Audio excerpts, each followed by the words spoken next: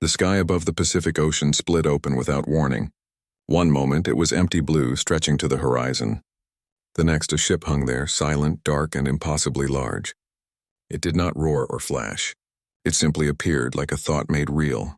Below, on the United Nations Space Command Station circling Earth, alarms stayed quiet. No missiles launched. No panic spread through the comms.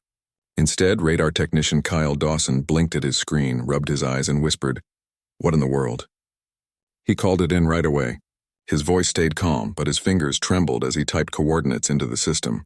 Within minutes, every major space agency and defense network on Earth knew something not from here had arrived. And it was watching. The ship stayed still for hours. It gave off no heat signature, no radio noise, no signs of life. Yet it was clearly alive in some way. Its surface rippled like liquid metal under sunlight, shifting colors from deep black to faint violet. Scientists argued over whether it was a probe, a weapon, or a message. World leaders held emergency calls. Some wanted to shoot first. Others begged for patience. But before any decision could be made, the ship spoke. Not with sound, but with light. A soft pulse of blue radiated from its hull, spreading across the planet like a ripple in water. Every screen on Earth, phones, televisions, satellites, even old radios, flickered to life with the same image. A tall, slender figure with silver skin and large, dark eyes. It raised its hands, palms open. Then in every language spoken on Earth, a voice said, "We come in peace." The message repeated for exactly 60 seconds. Then the screens went dark again. Silence returned, heavier than before. The beings called themselves the Virith. They claimed to be explorers from another galaxy, part of a group called the Galactic Concord, a union of advanced civilizations that shared knowledge, protected peace, and welcomed new members who proved themselves worthy. Their ship, they explained through translated signals, was a first contact vessel. They had watched Earth for years, waiting for the right moment. Now they wanted to meet face to face. The United Nations scrambled to respond. A neutral site was chosen, Geneva, Switzerland. A temporary embassy was built near Lake Geneva, made of glass and steel, designed to be open and transparent. Security was tight but not aggressive. The Vireth had made it clear they would leave if met with weapons or fear. Among those chosen to represent Earth was Lisa Monroe. She wasn't a soldier or a politician. She was an aerospace engineer from Colorado, known for designing communication arrays that could talk to probes near Pluto. She understood signals, patterns, and silence. The UN needed someone who could listen, not just to words, but to what lay beneath them. Also selected was Ben Carter. He had once studied marine life in the Gulf of Mexico, but after a research trip to Papua New Guinea, he became fascinated with how humans created language from nothing. He learned 7 dialects in 5 years, and later helped decode early alien-like signals from deep space. Just static, but he found rhythm in it. Now he was Earth's best hope for understanding what the Virith truly meant when they spoke. The first meeting happened on a cool spring morning. Mist hung over the lake. The Virith ambassador, a being named Zara Vaughn, stepped out of a small shuttle that had detached from the mothership. She moved gracefully, barefoot on the grass, her silver skin catching the light like polished stone. Her eyes were deep and unreadable, but her posture was open. She bowed slightly. Lisa and Ben stood with a small group of diplomats. No one wore uniforms. No one carried weapons. They wore simple clothes, jeans, blazers, comfortable shoes. They wanted to show the Virith that Earth was not a planet of soldiers but of people. Zara spoke first. Her voice was smooth, almost musical, translated through a small device on her wrist. "We have traveled far to find you," she said. "Your world shines brightly in the dark. We wish to learn from you." Ben smiled gently. "We're glad you came. We have many questions." They talked for hours. The Virith explained their history, how they had united their own species after centuries of war, how they built cities that floated among stars, how they healed broken planets and helped young civilizations grow. They spoke of harmony, balance, and shared destiny. Lisa listened closely. She noticed something odd. Every time Earth's representatives mentioned struggle, poverty, war, climate disasters, Zara's eyes flickered just for a second. Not with pity, with something else. Assessment, maybe, or judgment. Later, in a quiet debriefing room, Ben turned to Lisa. "They're testing us," he said softly. "Not with questions. with silence. They're watching how we react to our own pain. Lisa nodded. And they think we'll flinch. But Earth didn't flinch. Over the next few days, people around the world sent messages to the Vereth. Not demands or threats, but songs, poems, drawings, recipes, videos of children laughing. A farmer in Kenya sent a photo of his first harvest after a drought. A teenager in Brazil uploaded a guitar cover of a Vereth melody she'd heard in the broadcast. The Vereth received it all without comment, yet from orbit their ship remained unmoved. No more messages came. No invitations to join the conquered. Just waiting, Kyle Dawson, back on the space station, kept watching the data. Something felt off. The Vereth ship gave off no emissions, but its energy field pulsed in a strange rhythm, like a heartbeat. And every few hours it sent out a tiny encrypted burst toward Earth's atmosphere, too small to be a weapon, too precise to be random. He flagged it to his superiors, but they told him to stand down. First contact is delicate, they said. Don't stir trouble. But Kyle couldn't shake the feeling that the real test hadn't even begun. Meanwhile, in Jakarta, a strange flu began to spread. It wasn't deadly, but it made people dizzy, confused, and unusually emotional. Hospitals filled quickly. Doctors were baffled. The symptoms didn't match any known virus. News reports called it Jakarta syndrome. Within 2 days, cases appeared in Manila, Mumbai, and Lagos. Panic started to ripple through social media. Governments urged calm, but fear grew like a weed in dry soil. Lisa saw the reports and felt a chill. Ben called her that night. It's too fast, he said. Too coordinated. Natural outbreaks don't jump continents in 48 hours. They looked at each other over the video call, both thinking the same thing. But neither said it aloud, because if they were right, then the Vereth weren't just visitors. They were examiners, and humanity was taking a test it never knew it had signed up for. The sickness spread faster than anyone expected. In Jakarta, schools closed. In Lagos, markets emptied. People stayed indoors not because they were told to, but because they felt strange, lightheaded, anxious, as if the world had tilted slightly off its axis. Doctors ran tests, but the virus left no clear trace. It didn't kill. It didn't even cause fever, but it made people doubt themselves, made them argue over nothing, made them feel alone even in a crowd. Maya Ruiz saw it first. She was an epidemiologist based in Manila, used to tracking outbreaks in crowded cities. When the first reports came in, she thought it was just another flu strain. But within hours, she noticed something odd. The patients weren't coughing or sneezing. They were crying. Not from pain, from confusion. One woman told Maya, "I don't know who I am anymore." Another man kept asking if the sky was real. Maya called her contacts across Southeast Asia. Same story everywhere.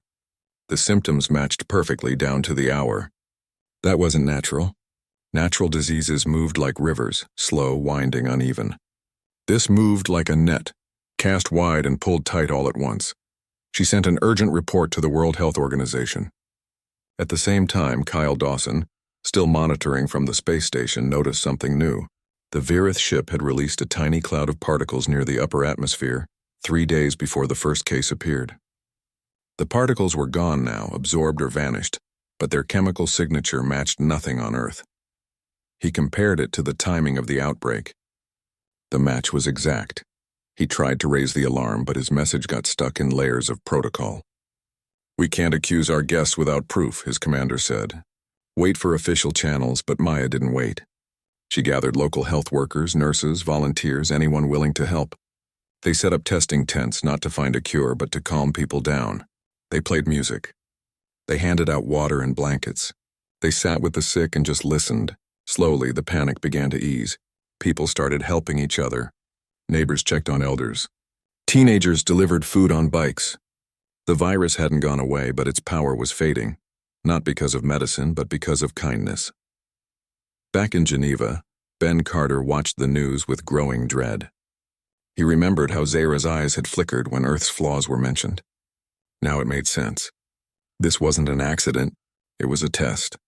The Vereth wanted to see what humanity would do when pushed, not by war or invasion, but by something quieter, sneakier, doubt.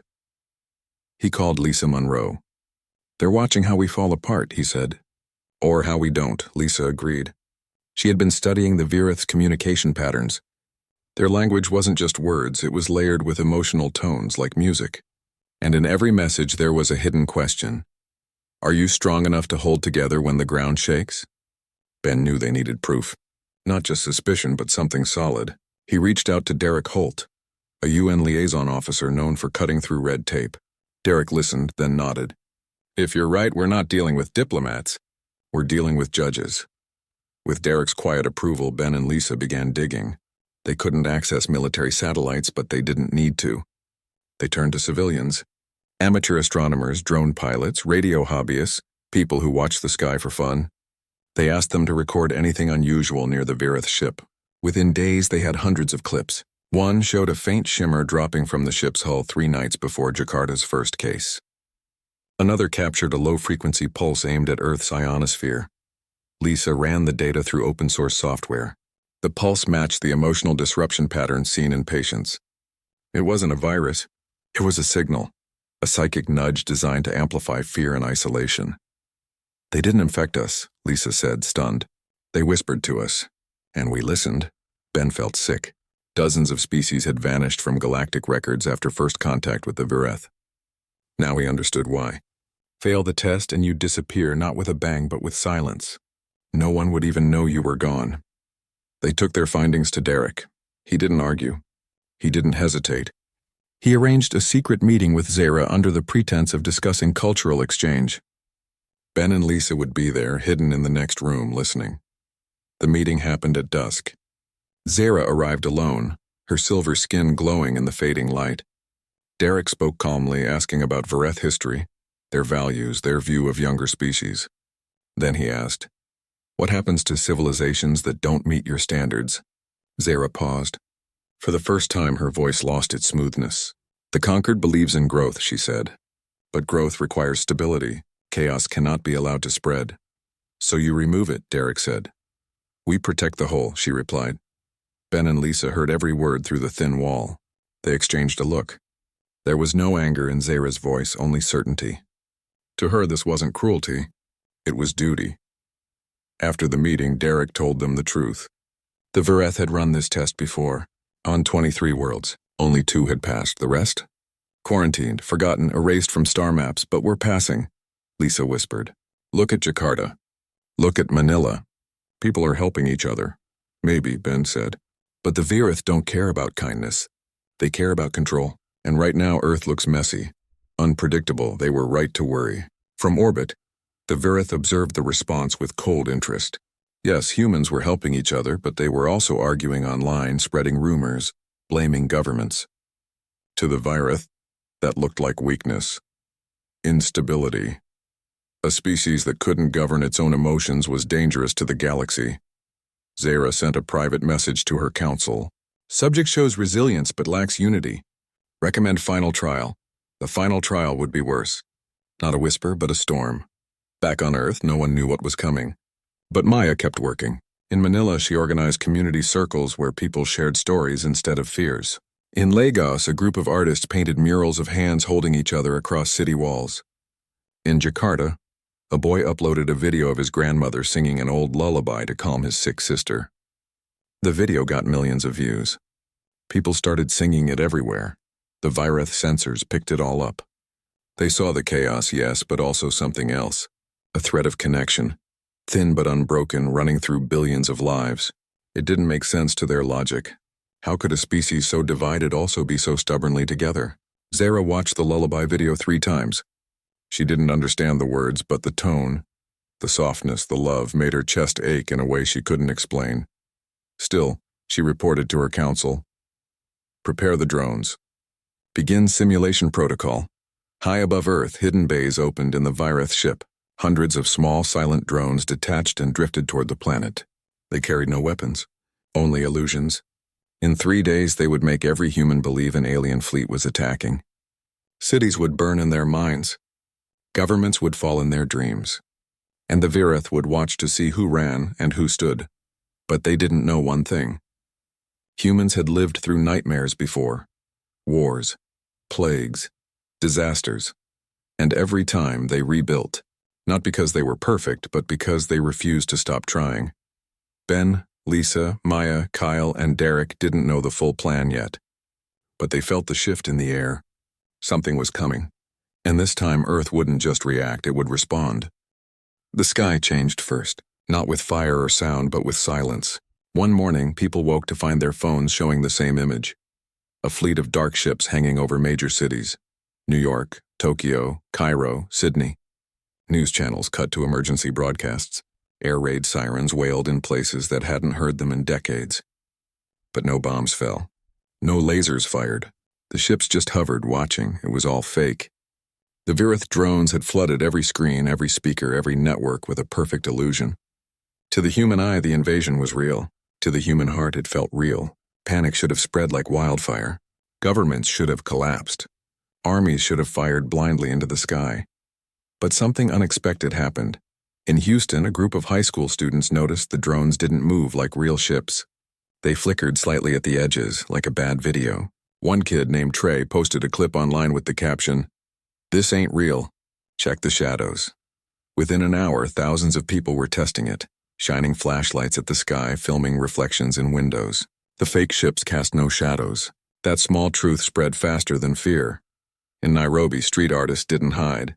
They painted over boarded-up shop windows with murals of Earth surrounded by hands of every color. One read, "We've been scared before. We're still here." Crowds gathered not to run, but to add their own messages. A grandmother wrote her granddaughter's name. A baker drew a loaf of bread. A child drew a cat with wings. The art became a shield. In Reykjavik, a drone malfunctioned and crashed into a park. Instead of screaming or calling soldiers, locals walked over with thermoses of tea. One man named Einar tapped the drone with a stick. It beeped softly. A woman named Hildur offered it a cookie. "If you're lost," she said, "you're welcome here." The moment was filmed on a phone and shared worldwide. People laughed through their fear. That laughter was louder than sirens. Ben Carter watched it all from Geneva. He saw cities lighting up with rooftop signals, Morse code messages spelling calm in flashlight beams. He saw farmers in Iowa using tractors to spell together in freshly plowed fields. He saw kids in Mumbai playing a new game called Alien Defense, where the goal wasn't to shoot the invaders, but to feed them, talk to them, make them friends. The Virith had expected chaos. Instead, they found creativity. They had expected leaders to take charge. Instead, ordinary people led each other. Lisa Monroe worked nonstop in a makeshift lab under the UN building. She used open-source code and borrowed servers to track the drone signals. She discovered they weren't just broadcasting images. They were reading human reactions. Every scream, every prayer, every act of courage was being recorded. This wasn't just a test of survival. It was a test of spirit. She called Kyle on the space station. "They're measuring our soul," she said. Kyle had his own discovery. The Virith ship was sending data back to its home galaxy in real time, but Earth's own satellites, old forgotten ones, were picking up the signal too. He rerouted power from non-essential systems and tapped into the stream. What he saw chilled him. The Virith weren't just watching. They were scoring. Each act of panic lowered humanity's number. Each act of kindness raised it. Right now the score was neck and neck. Maya Ruiz back in Manila turned hospitals into community centers. Doctors treated the few who fainted from stress, but mostly, they held hands and told stories. "Fear is real," Maya told a group of nurses, "but so is hope. And hope spreads faster if we let it." She organized calm walks through neighborhoods. No talking, just walking together, breathing together. People joined by the hundreds. In other cities, others did the same. Silent marches filled streets from Buenos Aires to Seoul. No flags, no chants. Just presence. Derek Holt coordinated quietly with leaders who understood the truth. They didn't announce the illusion. That would cause more panic. Instead, they encouraged local solutions. "Trust your people," he told a general in Berlin. "They know what to do." And they did. In Chicago, a retired teacher opened her home as a truth house. Anyone could come in, ask questions, and leave with facts, not rumors. In Jakarta, fishermen used their boats to form a giant circle in the bay, lights glowing on the water like a promise. In Oslo, a choir sang on a rooftop, their voices carrying over the fake warships, singing an old song about spring returning after winter. The Virith watched, confused. Their models had no category for this behavior. Why weren't humans fighting each other for survival? Why weren't they blaming outsiders? Why were they turning toward each other instead of away? Zara Vaughn stood on her ship's observation deck staring at Earth. Her psychic senses, designed to read fear and aggression, were overwhelmed. She felt sorrow, yes, but also joy. She felt worry, but also trust. It was like listening to 1,000 songs at once, all in different keys, yet somehow forming a harmony. She called her council. "The simulation is failing," she said. "Not because they see through it, but because they don't care if it's real. They choose to be kind anyway." Her council was silent. This had never happened before. On Earth, Ben stood on a hill outside Geneva, watching the fake fleet hover over the city. He wasn't afraid. He pulled out his phone and played a recording, a lullaby from Jakarta, a child's voice singing to her sister. He let it play into the night air. Somewhere above, a Virith drone tilted slightly as if listening. Back in Houston, Trey and his friends finished building a device from old radio parts and a microwave. It didn't destroy the drones. It sent them a message, a simple pulse that said, "We see you. We're not afraid." The drone nearest to them flickered, then went dark, not broken, but quiet. Like it was thinking, Lisa received a ping on her laptop. One of the drones had responded. Not with words, but with a pattern, a repeating sequence that matched the rhythm of a human heartbeat. She showed it to Ben. "They're starting to understand," she said. Ben nodded. Maybe they needed to see us not as a threat, but as a mirror. The fake invasion continued for 3 more days, but each day fewer people believed it. Each day more people chose to build instead of hide. By the 4th morning, the sky cleared. The ships vanished from every screen. The drones powered down and fell gently to the ground like seeds returning to soil. No one celebrated with fireworks. They celebrated by opening their doors, by sharing meals, by saying thank you to strangers. The Virith ship remained in orbit, silent once more. But this time the silence felt different. Not like judgment. Like wonder, Zara sent a private message to Earth, not to governments but to the people. It was short. Just 3 words translated into every language: "Show us more." And Earth, tired but unbroken, began to do just that. The silence after the fake invasion felt heavier than before. People went back to their routines, but nothing was the same. They had faced a ghost and chosen not to run. That changed something deep inside them. In cafes, in classrooms, in quiet homes, conversations turned from fear to purpose. "What if they come back?" someone would ask. And another would answer, "Then we'll be ready, not with guns but with open hands." But not everyone felt hopeful. High above Earth, the Virith High Council watched the data streams with growing unease. Their scoring system had broken. Humanity's resilience index kept rising, but it didn't follow logic. It rose when a child shared bread. It rose when a stranger hugged someone crying on a bus. It rose when a city turned off its lights for one night, just to show the stars to the aliens. These were not actions of a controlled, orderly species. They were messy, unpredictable, and powerful in a way the Virith could not measure. Zara pleaded with her council to give Earth a chance. "They are not weak," she said. "They are different. And difference is not danger." But the hardliners disagreed. Led by a stern elder named Kor, they argued that unpredictability was the greatest threat of all. "A species that cannot be predicted cannot be trusted," Kor declared. "They may smile today and burn galaxies tomorrow. We have seen it before." The council voted. By a narrow margin, they activated Protocol Omega. No one on Earth knew at first. The decision was made in secret deep inside the Virith ship. But Kyle Dawson noticed it. From the space station, his sensors picked up a new energy buildup in the mothership's core.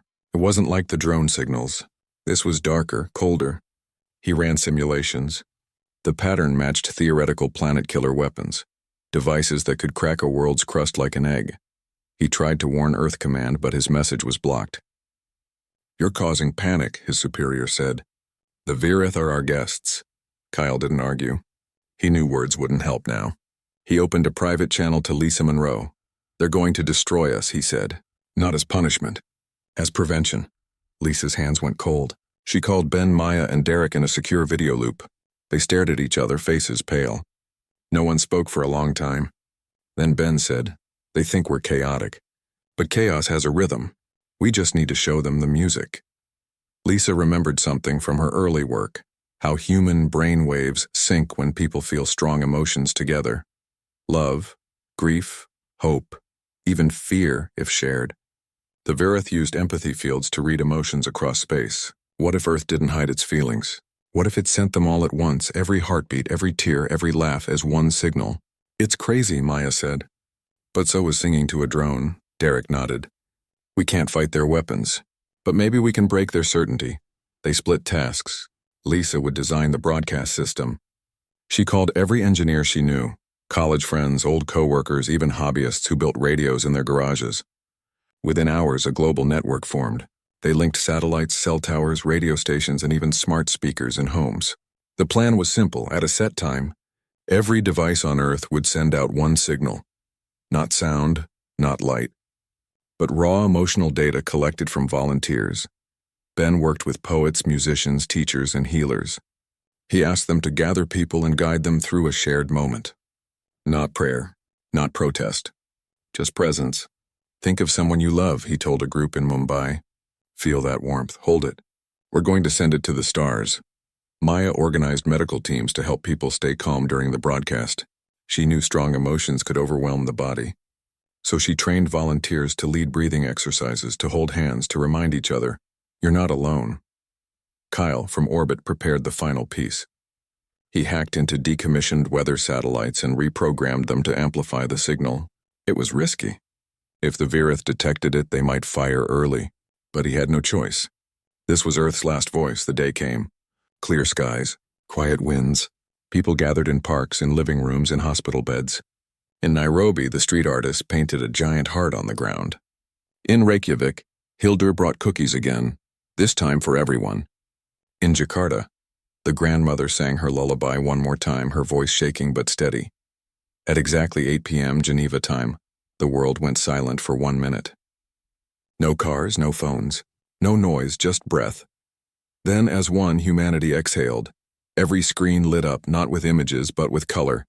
Soft gold for love, deep blue for sorrow, bright green for hope, red for courage. The signal wasn't words. It was feeling, pure, unfiltered, and true. The Verith ship was hit like a wave, their empathy field designed to read single minds drowned in the flood. On the bridge, Zara gasped as billions of lives poured into her senses.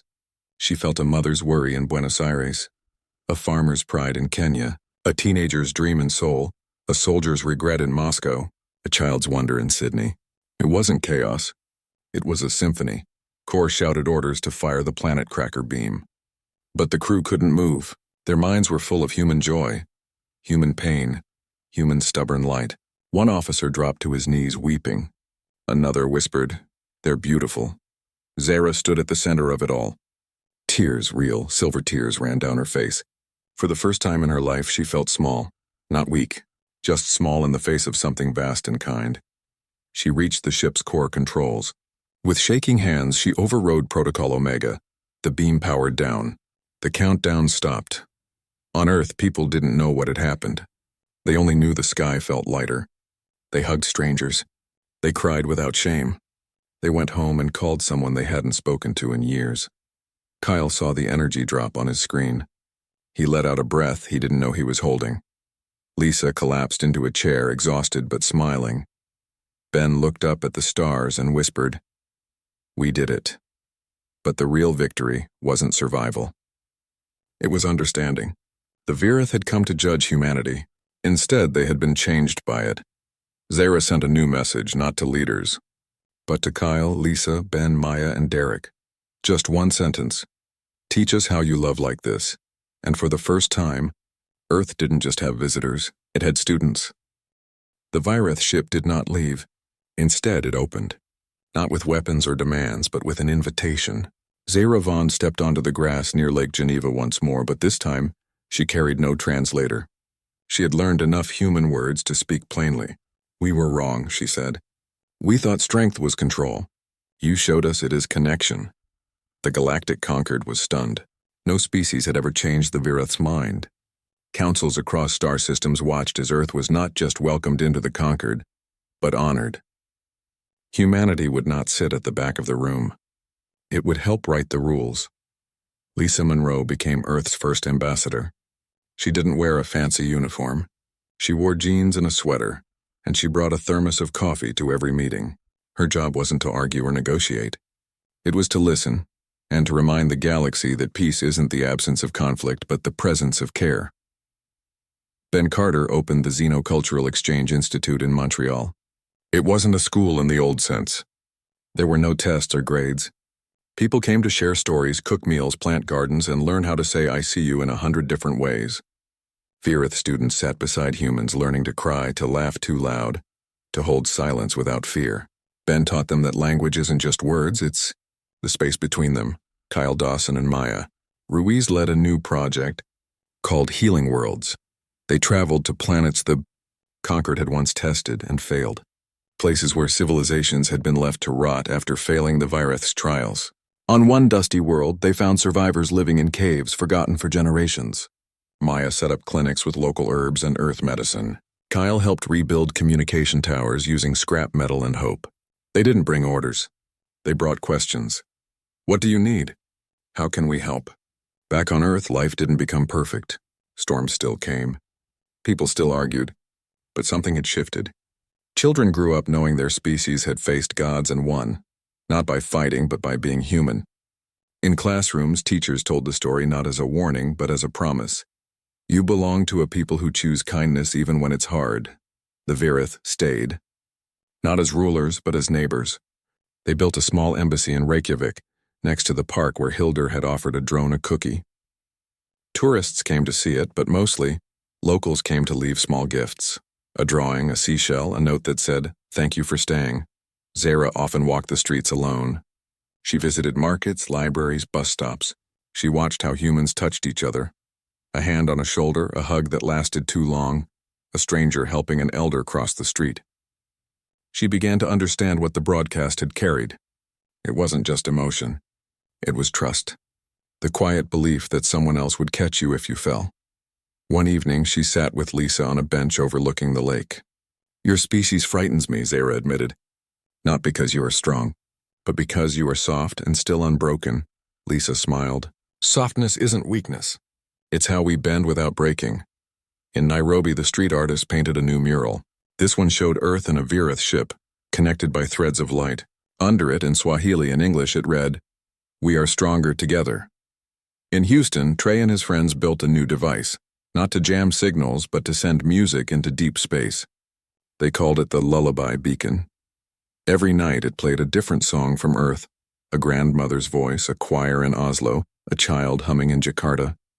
Ships from other worlds began to slow as they passed through the solar system, just to listen. The Concorde changed too. Old laws were rewritten.